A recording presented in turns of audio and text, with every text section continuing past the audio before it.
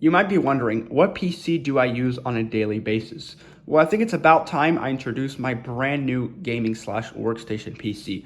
I used to have two PCs, one for gaming and one for workstation, but I combined both tasks into one absolute monster of a system without completely breaking the bank this time.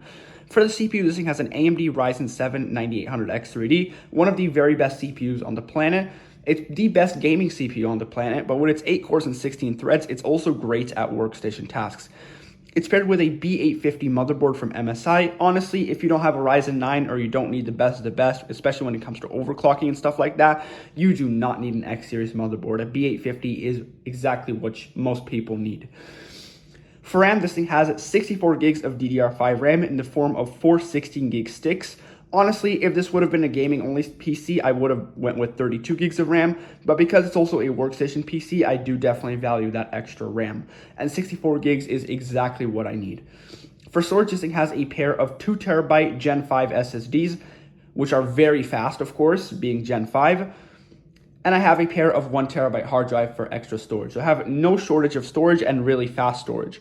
For the GPU, I'm rocking the Gigabyte WindForce OC RTX 5070 Ti.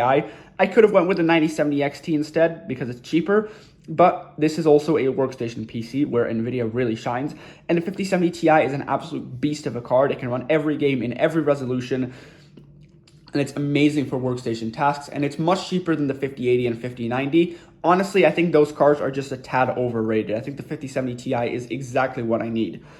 All this is backed up by a 1000 watt MSI power supply, the A1000GL, more than enough for a system like this. Even the best of graphics cards can be paired with this power supply, no problem.